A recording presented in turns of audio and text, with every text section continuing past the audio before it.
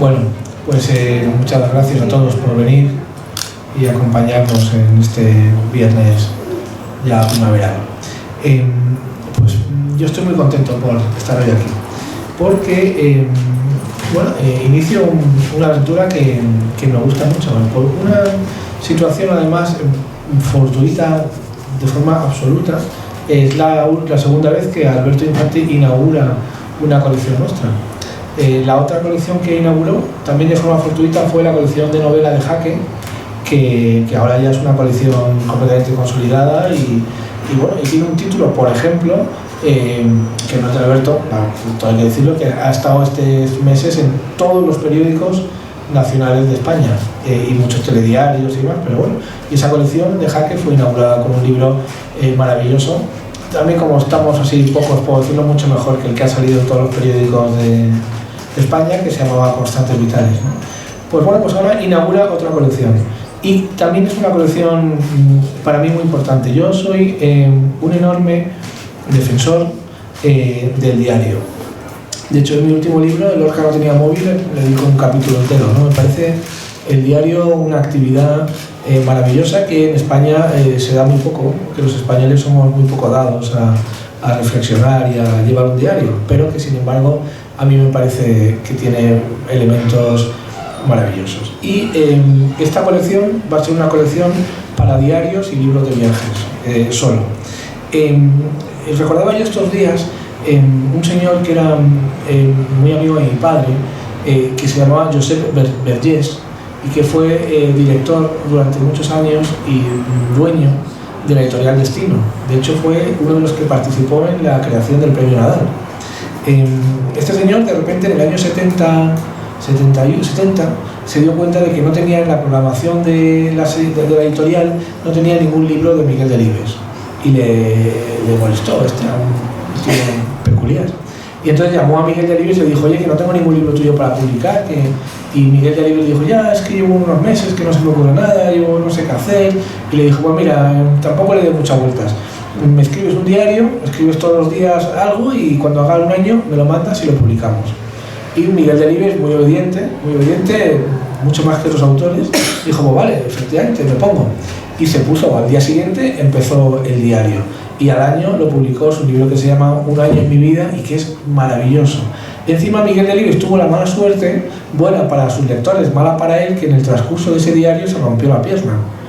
Y aprovechó para comprar la primera televisión que entró en su casa, y todo eso lo cuenta de una forma muy, muy interesante, ¿no? Y es un libro maravilloso, un libro que, por ejemplo, cuenta que, claro, luego cuando es uno de los elementos buenos de los diarios, que luego lo lees, cuenta que el 1 de enero del año 71, en Valladolid, la Nochevieja esa, estuvieron a 18 bajo cero.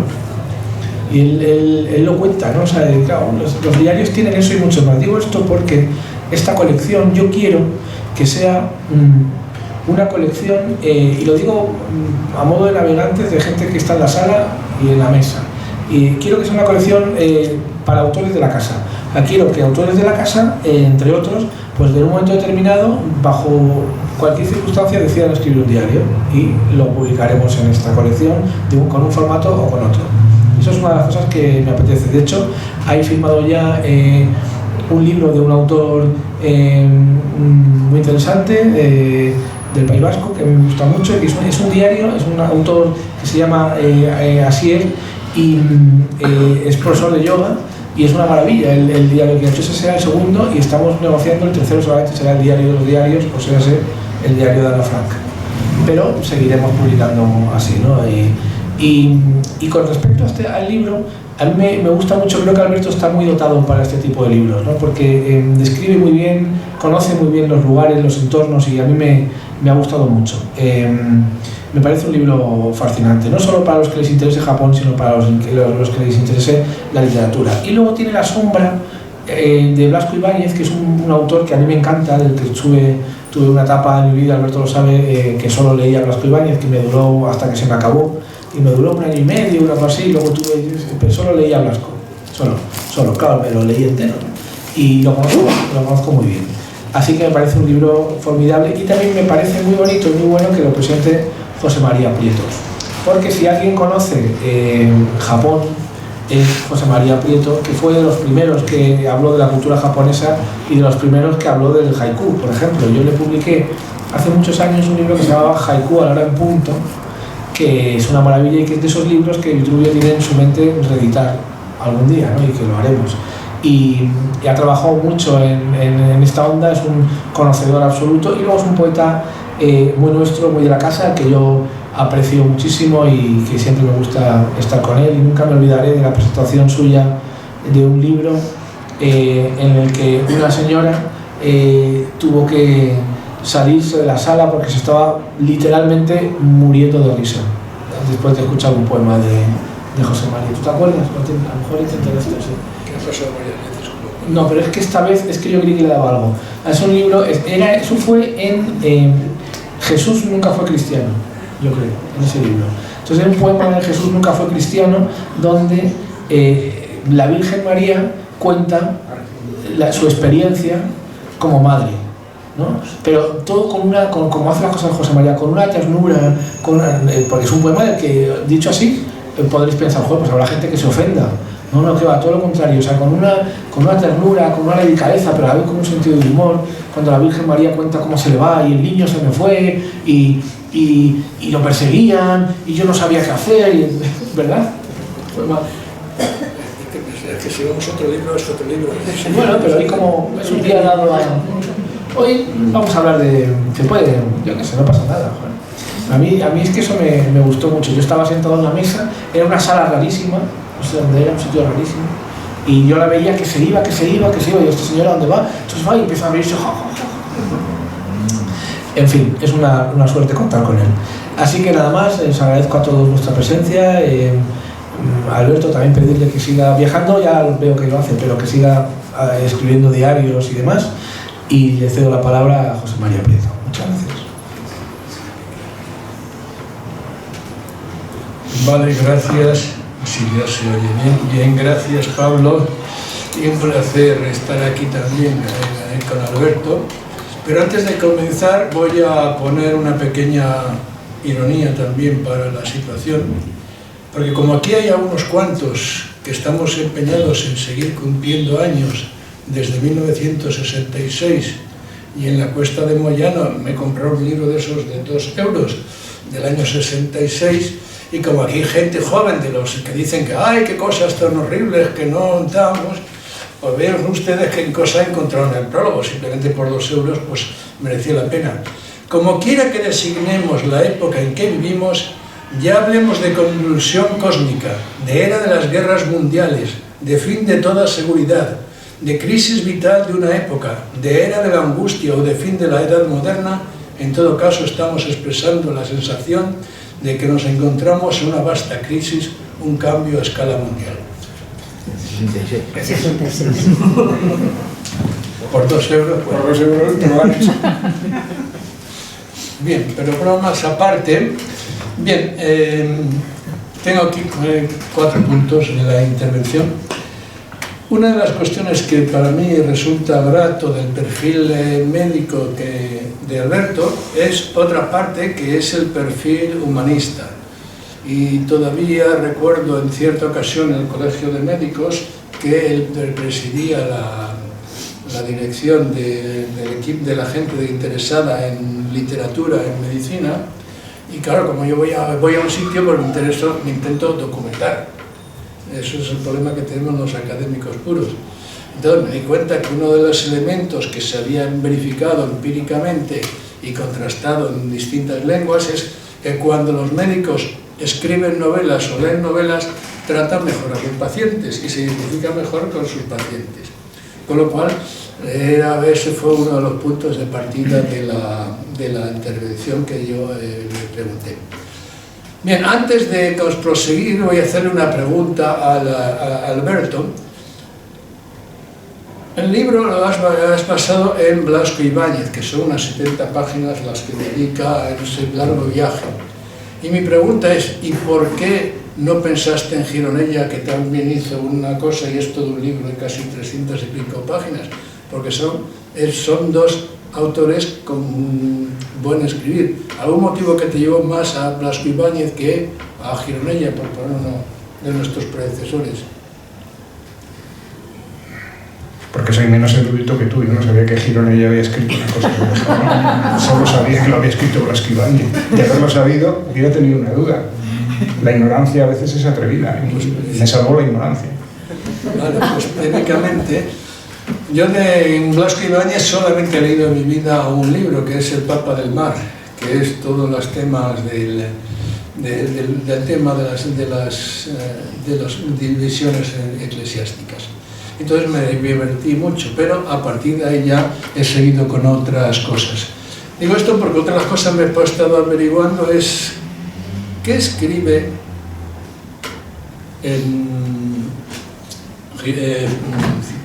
Ibáñez y por qué lo escribe. Y me he leído las 70 páginas, porque soy curioso también, y claro, el tema es, en estas reuniones que tenía con esta gente, con los que de algún modo hacían sus guías, eran personas que más o menos dicen que hablaban español. Dicen que hablaban español, y como estoy acostumbrado a moverme en esos temas en el que dicen que hablan X lengua, después resulta complicado, encuentro, digo, bueno, ¿y por qué este caballero en qué se basó? Llego a la conclusión de que se basó en documentación que leyó en francés a la vuelta, porque él no hablaba inglés, y por tanto, por ahí vienen los planteamientos, porque la terminología que utiliza es de tipo fenomenológico y por tanto tiene sentido por ahí. Y que además lo que estuvo haciendo, eso sí, es tomando muchas notas, y la parte que tiene de descripciones de los lugares, como los conozco personalmente, porque he estado unas 15 o 20 veces en Japón para cosas varias y diversas, pues empezaba a ver que si cuadran unas cuantas y a partir de ahí funcionan. Entonces ahora me voy a entrar en el libro que tengo aquí. De entrada tiene varias cosas que hay que tener en cuenta, sobre todo si van a viajar a Japón siguiendo los pasos de Alberto, y a partir de ahí tener en cuenta cosas que se pueden ver de otra manera. De entrada, una de las cosas que tenemos que tener en cuenta es que Japón hace más de siglo y medio, no sin llegar a los dos, es decir, desde 1853 primero y de 1945 después, es un país con mentalidad de derrotado. Y eso le ha marcado en muchas cosas que hay que tener en cuenta por el tema. Con lo cual, les recuerdo que uno de los problemas que tienen es hablar la lengua del que ha acabado la guerra. Por tanto, ahí hay un elemento que está en los trasfondos cuando trabajamos con temas de Japón. Segundo elemento, cuando trabajamos con los temas de Japón, pero también vale para otros viajes, es el horario. Y él, en la página 35 y 29, hace comentarios sobre los problemas que tenían con los horarios hasta que llegaron a un ajuste diciendo, tenemos que ponernos firmes. ¿Qué significa ponerse firmes en esa historia? Hay que cambiar el chip madrileño, porque entonces vas de cráneo estando por Japón. Tienes que levantarte a eso de las 5 de la mañana, para las 5:30 estar ya listo para cogerte el primer tren en una estación tipo Pozuelo, y a las 6 de la mañana ya estás en alta velocidad, llegando a Osaka, llegando a tal, puedes estar todo el día, vuelves y demás, pero porque la vida en Japón empieza a las 5 de la mañana. Y todo lo demás son los turistas que andan por ahí. Con lo cual, uno de los elementos a tener en cuenta es que si tú vives a las 5 de la mañana, no tienes sensación de estar rodeado de turistas. Y a partir de ahí, funcionar. Esto también tiene que ver con otro elemento que tocáis en vuestro libro, que además tiene bastante interés. En un momento determinado tocáis el famoso tema del templo de plata y de vuestro descenso a Nasenji por el paseo de los filósofos. Bien, entonces, ¿qué ocurre? Por el paseo de los filósofos, si se baja y todo lo más te desvías en la derecha, sigues rodeados de turistas. Pero si bajas y te metes por la izquierda, encontrarás otro tipo de cosas que dicen, ¿esto qué es? Son monasterios que están por allí y que funcionan de otra manera. Pero tienes Otro tema que en ese aspecto hay que tener en cuenta, y es que justamente Kioto, como Madrid, tenemos un circular, y por tanto hay un círculo del cual están pensados para que los turistas se vean por ahí. Pero si desde el Pabellón de Plata, en vez de bajar por la pendiente de los filósofos, te hubieras alejado un kilómetro fuera del circular, hubieras encontrado la caminata o el pabellón o el cementerio de los poetas, porque hay dos templetes muy interesantes, en las cuales uno de ellos, el jardín de ese templo, lo hizo Basho, y allí es donde tienes, porque el siguiente que lo hizo fue Busón, y Busón, que está allí, él y su pandilla, están allí las cenizas con todas sus estelas. Lo que pasa es que tienes que tener la manía, me voy a localizar donde van los excéntricos, no donde van los normalitos. Y a mí, y entonces en ese aspecto hubieras disfrutado, porque está la cabaña donde escribía, está tal, y está tal, y además yo en mi ordenador, si no pongo el gato que está vigilando el asiente. Entonces, por eso digo que son temas que lo abordas, pero digo, ¿y por qué se marchan para abajo y después para arriba? Pues entonces eso es un elemento que ahí está. Siguiendo las cosas, bueno, ahí en las páginas 22 y 69 tocan los temas relacionados con la manera como en China, en Japón, se toman las decisiones y Yo doy la otra metáfora de lo mismo que tú tocas de una manera, eso tiene que ver con la cultura del arroz, el cultivo del arroz, y que en Valencia existía bastante y sigue existiendo. Es decir, cuando hay un país de cultura del arroz, o de cultivo del arroz, lo que hacen es que de vez en cuando hay que sembrar, cuando hay que limpiar, todo el pueblo colabora. Y a partir de ahí se hacen las sustituciones. Y a partir de ahí empezar. Pero es como otro problema. Y es que cuando el general MacArthur llegó y tenía que decidir qué hacer, o decir adiós muy buenas al emperador, o decir adiós muy buenas a la aristocracia, o decir adiós muy buenas a los militares, o decir adiós muy buenas a los agricultores, encontró que la solución pertinente era eliminar a los aristócratas, es decir, condenar a muerte, a los militares, adiós muy buenas, y entonces se generó la cultura del arroz, en que los negocios y las empresas estaban hechos en poblaciones, donde no había un contrato personal, sino que el pueblo cada año suministraba a las personas que se necesitaban, y si alguien se ponía enferma, podía trabajar por sustituirla. Con lo cual, todo eso es lo que permite entender lo que vosotros metéis en las páginas 22 y 59 y otros más sobre esta temática. Otra cuestión que tocáis es en las páginas 24 y 25, la cultura de los retretes. ¿Era? La cultura de los retretes. Los retretes en Japón son muy peculiares. Bueno, aquí en España no igual, porque son de esos retretes que solamente tienes la marca de dónde tienes que depositar los pies. Pero eso se sabe que tiene también unas ventajas para todo, porque ahora se ha quitado y todo se hace el retrete al estilo francés, pero en Japón, y esa parte tiene su importancia, todo el masaje del perineo está sustentado en eso. De manera que todas aquellas personas que tienen determinados problemas de pérdida, con ese tipo de retrete se puede resolver bastante bien y se funciona. Y por tanto, en esa línea va.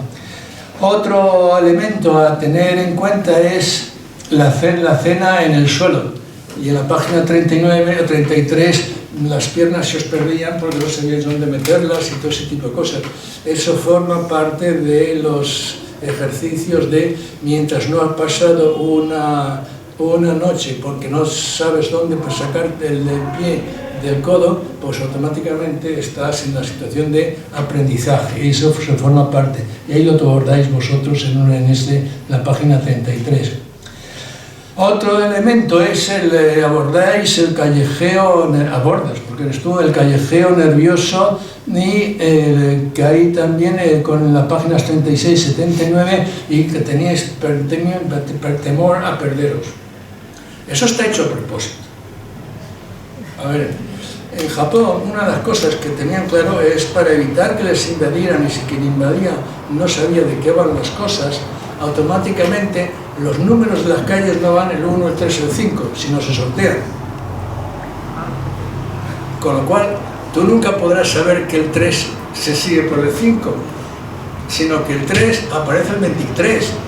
Tú dices, ¿pero esto cómo va? Y cuando le dice al taxista, déjeme aquí que yo ya sé cómo encontrarme en esta calle.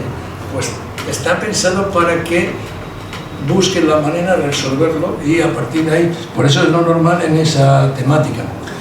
Mencionas la estación de Shinjuku, y esa es una estación que además que le tengo bastante cariño porque es la primera en la cual uno llega a una extraña sensación. Y es que hay multitud de gente, millares de gente simultáneamente moviéndose en todas partes y nadie se choca.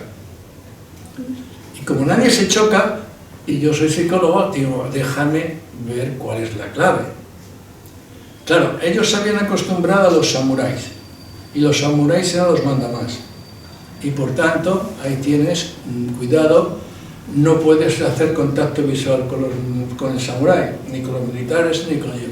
Con lo cual, los ciudadanos acostumbrados a mirar hacia el suelo para no tropezarse unos a otros y no perder las formas. Y por tanto tienen la costumbre de mantener la mirada en el suelo porque de esa manera puede funcionar.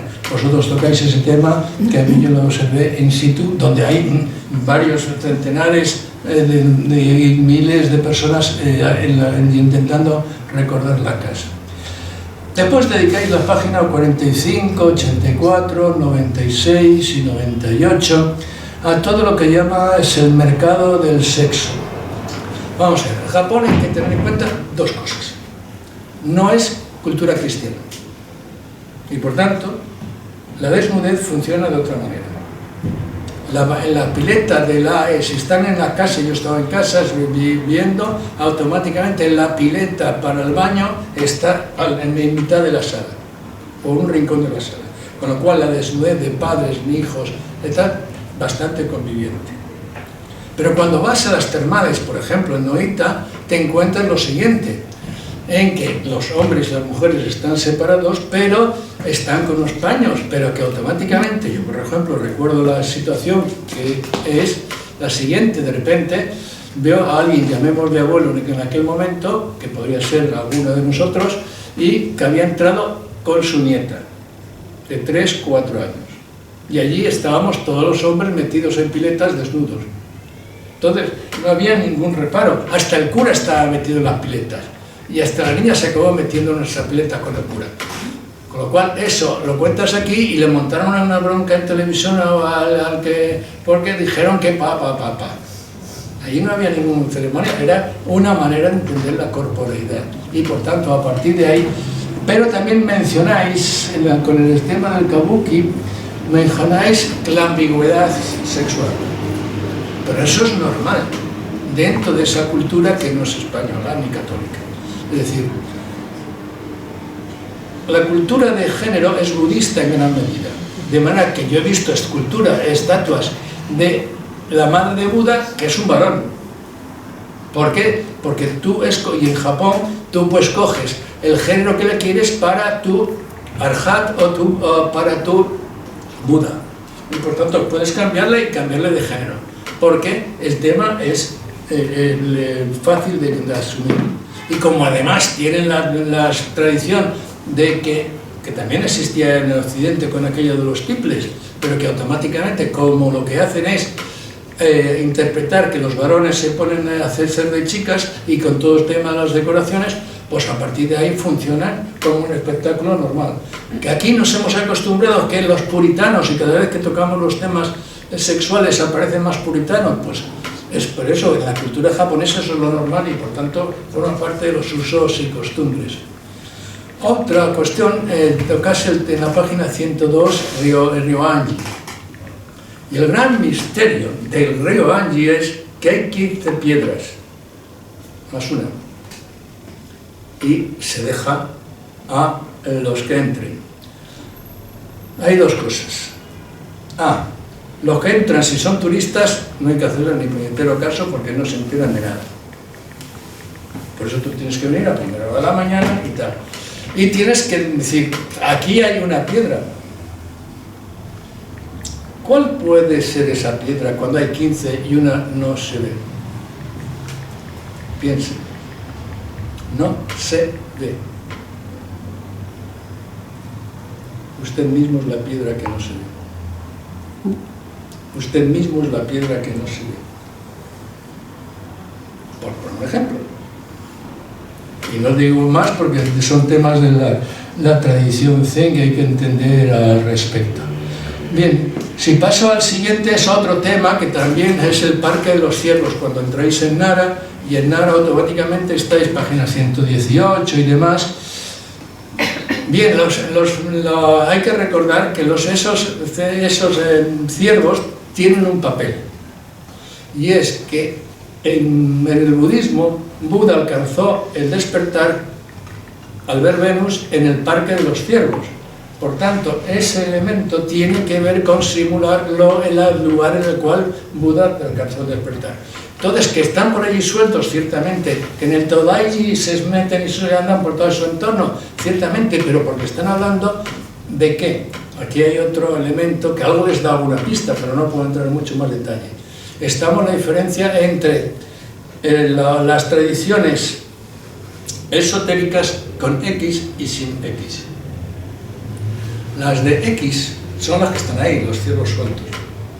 Pero a partir del maestro, la situación de maestro que tengas en la zona, automáticamente hay unas enseñanzas esotéricas con S, que no voy a contar, pero que son muy divertidos porque allí los ciervos están a lo que están y a partir de ahí funcionan. Respecto a la parte que dedicáis a la mujer, me dedicas a las mujeres de Gion. Y por tanto, en Gion está el templo Kenninji y es un tipo de entornos en los cuales durante siglos los monjes se han acostumbrado a convivir con las prostitutas y las no tan prostitutas y todo, con lo cual forma parte de un extraño entorno en lo cual también se pone a prueba a los propios estudiantes para que aprendan a convivir y a funcionar de esa manera, con lo cual tener una serie de aspectos muy interesantes y a partir de ahí va a funcionar. Después llegáis a Miyajima, que es otro sitio que es un gran acierto esa estancia en Miyajima porque habéis pasado en un hotel de los rurales. Y ese hotel de los rurales, con las piscinas, habréis visto que todo el mundo entra en la desnudez y demás, y a partir de ahí, pues, podéis subir arriba y bajar, y ahí es donde se ven dos cosas que son muy importantes. Un aspecto importante es que hay un templo sintoísta nada más desembarcáis y después hay que subir arriba para el monasterio budista. Bien, esto nos permite tener claro otro aspecto que va detrás para entenderlo. Para que al menos en castellano nos aclaremos y en inglés también, porque claro, utilizamos palabras distintas, pero la misma para el tema hay que distinguir entre santuario, que es el taoísta, el sintoísta, y los taoístas, los sintoístas, fundamentalmente todos los espacios están vacíos. Eso me lleva a una observación. ¿Qué es lo que más abunda en esta sala? Díganme. El aire, el vacío. Claro, el aire, el vacío, el hueco. Si hay hueco podemos sentarnos, si no hay hueco no podemos sentarnos. Por tanto, frente a que nosotros en la cultura tendremos el énfasis en la materialidad de nuestro cuerpo o la materialidad de la silla, aprendes a ver el hueco, la oquedad, el vacío, como elemento que está manteniendo todas las cosas en contacto. Y no entro más allá, porque esa es la tradición shinto.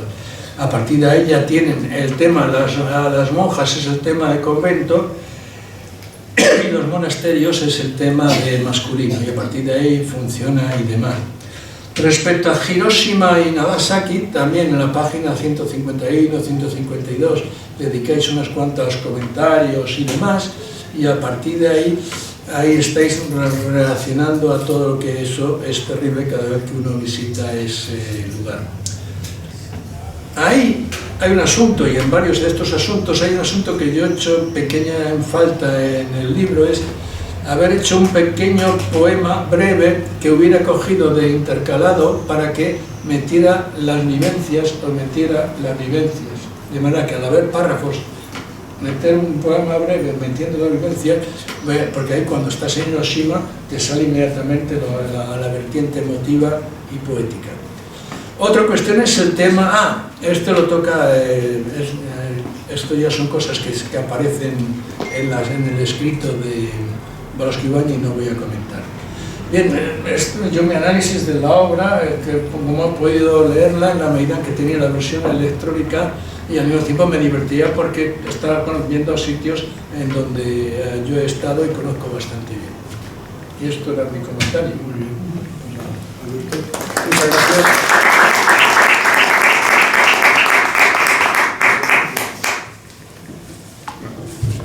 Primero, los agradecimientos obligados a Pablo y a la editorial Vitruvio, al Centro Riojano y a José María, ¿no? Y a todos, todas por haber venido. Claro, este es un libro de viajes. Esto es lo que yo creo que lo digo nada más empezar. 3 semanas en Japón tampoco te dan.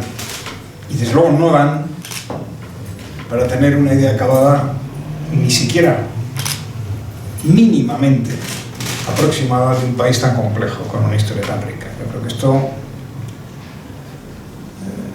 yo ni lo he pretendido ni podría hacerlo, ¿no? Excede con mucho mis capacidades, probablemente no las tuyas, porque tú has ido muchas veces y eres como lo he dicho, he sido presidente de la Asociación Psicológica Mundial muchos años, ha viajado mucho por ese país y todavía hoy, siendo emérito, sigue dando clases en la Complutense de psicología y, ¿cómo es? Meditación. Y meditación. Quiero decir que es una persona a la cual todos estos temas le resultan muy conocidos y yo me imagino que un libro como este le parecerá que se queda prácticamente en la superficie de las cosas.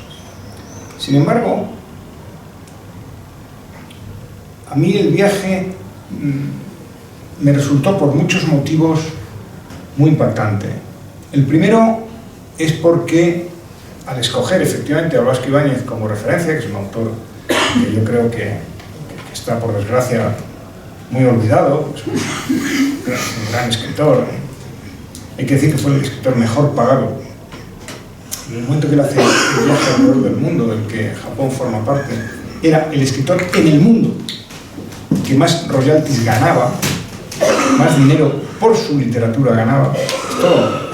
Esto no lo ha vuelto a repetir ningún escritor en español, pero claro, fue un escritor que vivió la época dorada del Hollywood de Rodolfo Valentino y con Los 4 jinetes del Apocalipsis, que fue la gran obra que Hollywood decidió catapultar para hablar de la Primera Guerra Mundial, se hizo multimillonario.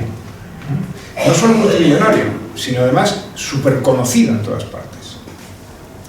Él además era un hombre con un ego, en fin, muy subido, le gustaba mucho disfrutar del dinero y de la fama, y el viaje alrededor del mundo que hizo era en gran medida su puesta de largo mundial para disfrutar de eso. Cuando es muy probable, porque hay algunas notas anteriores que están citadas, yo he leído en algún artículo que las cita, no las he podido leer en directo, que él tuviera la idea de visitar Japón de antiguo. Probablemente para él representaba lo mismo que algún otro país asiático, pero en particular Japón, una idea de lo lejano, lo misterioso, lo inaccesible, lo incomprensible, lo retador desde el punto de vista intelectual y personal. Él era, además de novelista, un soberbio periodista. De hecho, fundó periódicos, escribió, fue corresponsal, en fin. Y gran parte del estilo literario de esa vuelta al mundo de un novelista, que es como se llama la obra en 3 tomos que él publica, es el estilo de un periodista. De un periodista que además se documenta y que además en el caso de Japón, efectivamente, como tú has señalado, cuando llega va muy bien acompañado, porque le reciben académicos, le reciben historiadores y le reciben sus traductores del español al japonés, que lo llevan de uno para otro. y le van explicando las cosas. Pero claro, él no se limita a escribir lo que le explican. Él, como periodista y como novelista, se mete, elabora y en ocasiones probablemente inventa. Probablemente. Hay párrafos, hay secuencias. Recuerdo una de un templo en la montaña sagrada de Nico, cuando él se queda solo, medio perdido, y por casualidad se ve de manos de bruces, se da de bruces, con una ceremonia sintoísta protagonizada por una sacerdotisa y unos tambores en la oscuridad de la noche, que es un prodigio de literatura. O sea, es una cosa espectacular. Te metes en el bosque con él, te mete allí con la ceremonia. Realmente es magnífico. Por tanto, está el homenaje a Blasco y está también la curiosidad mía, del hombre, la persona de esta época del siglo, por utilizar a un escritor como ese de punto de referencia para tratar de ver en un recorrido que en muchos tramos fue muy parecido,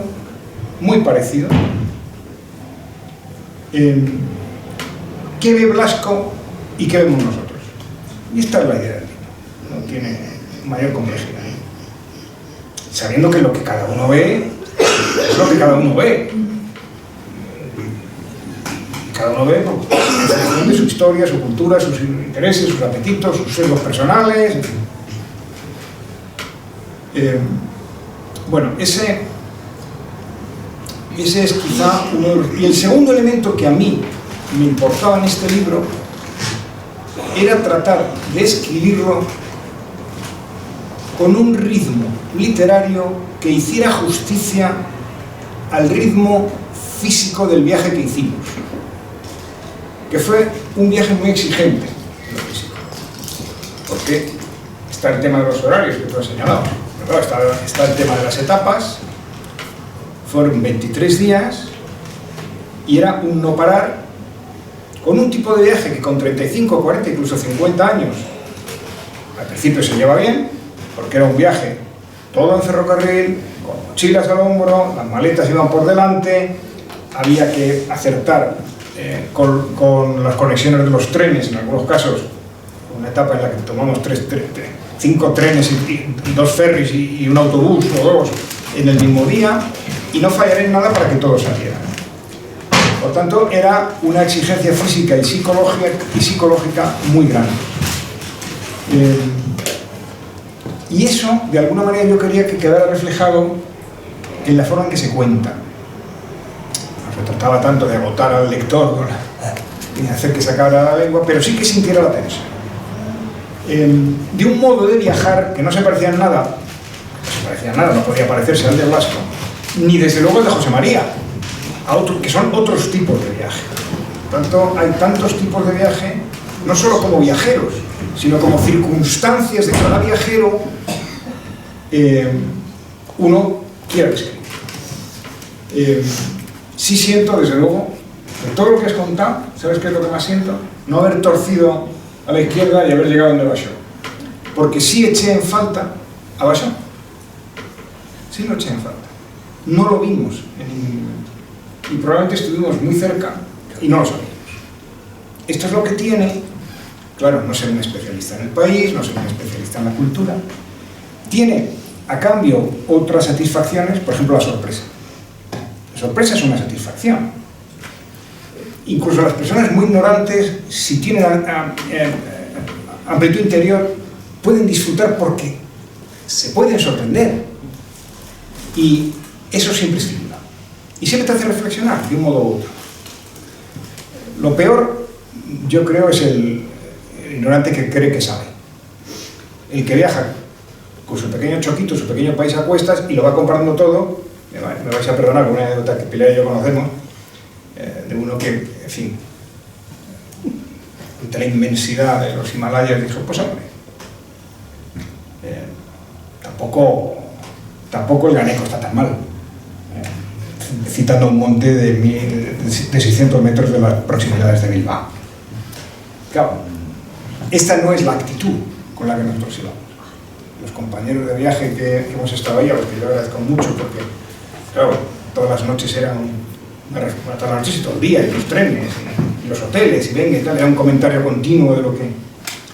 Es en gran medida, este es un libro colectivo, lo he escrito yo, pero yo no habría podido tener una riqueza de impresiones ni de reflexiones como la que aparece en este libro si las otras 4 personas con las que viajé pues no hubieran estado todo el tiempo conmigo y a mi lado y yo con ellos, ¿no? Con ellas. Yo creo que esto es muy importante. Claro que, bueno, yo creo que más explicaciones que seguir dando explicaciones de estas, lo que yo puedo hacer ahora es leer un par de párrafos o 3 que de alguna manera tratan de resumir esto. El libro al final tiene un capítulo final escrito después, estando ya aquí, 2 paginitas y media, que trata de hacer una especie de ajuste de cuentas de qué sentido tiene en un mundo como el de hoy, por eso ha leído el que alguien publique un libro sobre Japón, con lo que está pasando en el mundo, qué sentido tiene publicar un libro como este sobre un viaje a Japón de 22 días. ¿Tiene algún sentido esto? Bueno, pues a eso trato de responder en esas últimas 2 páginas y media, que forman una nota final o coda final. Pero no es eso lo que voy a leer. Lo que voy a leer es precisamente parte de la introducción, ¿no? Que dice: Vicente Blasco Ibáñez publicó La vuelta al mundo de un novelista en la editorial Prometeo de Valencia, de la que era copropietario durante la primavera de 1924. Por cierto, el otro día, lo digo al final, esto no me lo quiero dejar en el tintero, sacando las novelas y todos los libros de la Casa de Bilbao, porque estamos me encontré una primera edición de la editorial Prometeo de Valencia de 1924 de La vuelta al mundo de un novelista. Pero esto lo encontré después, Bueno, en el primero de los 3 tomos narra con profusión de detalles su estancia de 11 días en Japón. A los 56 años, tras el gran éxito de su novela Los 4 jinetes del Apocalipsis, y llevada poco antes al cine con Rodolfo Valentino como protagonista, Blasco estaba en la cúspide de la fama y era un hombre rico. De hecho, su llegada a Japón en diciembre de 1923 fue un verdadero acontecimiento. Por entonces era una celebridad mundial, sus libros vendían decenas de miles de ejemplares, las editoriales y las revistas se lo disputaban ofreciéndole anticipos nunca vistos, y sus anfitriones, entre ellos sus traductores al japonés, lo recibieron como tal. Y eso a pesar, este es un detalle interesante, de que apenas 4 meses antes, Yokohama, la gran ciudad portuaria de la bahía de Tokio, había sido arrasada por un violento terremoto que sacudió también a la capital y que fue seguido de un pavoroso incendio. Hay una foto en la que se ve al escritor bajando de las escalerías del Franconia, el buque de vapor que partiendo de Nueva York, tras sucesivas escalas en Cuba, Panamá y Hawái, lo había llevado hasta allí, en la que Blasco viste un impecable traje blanco con corbata y pañuelo oscuros, luce orondo y algo fundón, y saluda con el sombrero en la mano. Esta imagen contrasta vivamente con otra tomada, no se sabe si por el propio escritor o por alguien de la comitiva, de una ciudad completamente devastada, la panorámica de una extensa y no bien definida sucesión de cuadrículas repletas de cenizas y ruinas. Una suerte de terrorífica anticipación de las imágenes de Hiroshima y Nagasaki 21 años después, tras la explosión de las bombas atómicas estadounidenses. Ya antes de desembarcar, Blasco había notado sus primeras impresiones del monte Fuji, de la ciudad flotante que antecede al puerto y del incesante tráfico marítimo de la bahía. Una vez en tierra, con prosa colorista y rápida, bosqueja el espectáculo de la desolación. Vemos, dice Blasco, filas interminables de almacenes y fábricas que sostuvieron hace 4 meses una techumbre y ahora no son más que tapios de corral derruidas. No hay nada que corte el horizonte verticalmente, ni una torre, ni una casa de 2 pisos. Todo está por el suelo. Los que presenciaron el cataclismo se valen siempre de la misma imagen. Desapareció como los helados en forma de pirámide que se sirven a los postres de una comida y son cortados en rodajas por el cuchillo de los comensales. Al sacudirlo el estremecimiento telúrico, un cuchillo invisible lo fue partiendo en pedazos y estos cayeron unos sobre otros, llevando cada cual en las celdillas de su interior una agitación de pobres insectos humanos, aullando de miedo o enmudecidos por el espanto. Esta es la prosa de Blasco. Ven ustedes cuál es su estilo, ¿no? Más adelante, a Blasco le llama la atención la forma en que sus anfitriones, muchos de los cuales hablaban español con acento filipino o suramericano, explican las escenas horripilantes que vivieron en aquel muelle, con sus ojos impasibles, su eterna sonrisa y su voz dulce, que parece dar una sencillez infantil a las palabras más graves. Carlos y María Jesús, dos amigos de Bilbao que visitaron Japón en febrero de este año, del 2024, coincidieron en destacar la amabilidad y la permanente sonrisa de los japoneses, pero no así en lo del idioma, que les pareció gutural y áspero. Más o menos la misma impresión que nos dejaron las 2 o 3 películas japonesas y algunos capítulos de la serie de televisión Tokyo Vice que Pilar y yo visionamos antes de nuestra partida. Lo que sigue, que ya retomo yo, no pretende ser un ensayo sobre el Japón actual. Se trata solo de un relato de viaje y también de un pequeño homenaje a un gran escritor hoy en día bastante olvidado. Leerle y dialogar con él mientras viajábamos me ha permitido añadir una dimensión adicional a nuestra experiencia japonesa.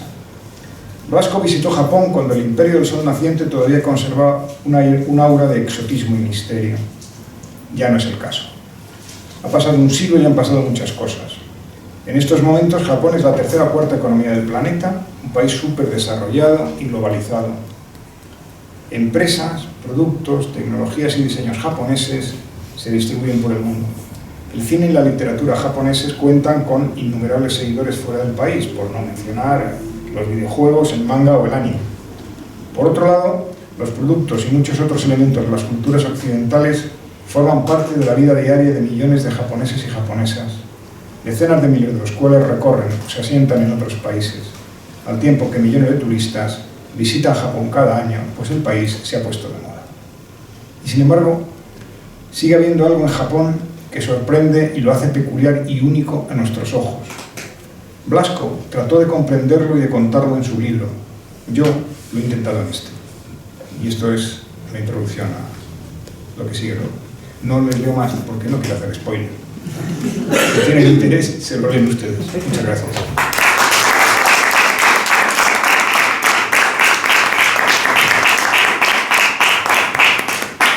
Bueno, ¿quién pudiera irse a Japón a pasar la Semana Santa madrileña, que es la semana que viene?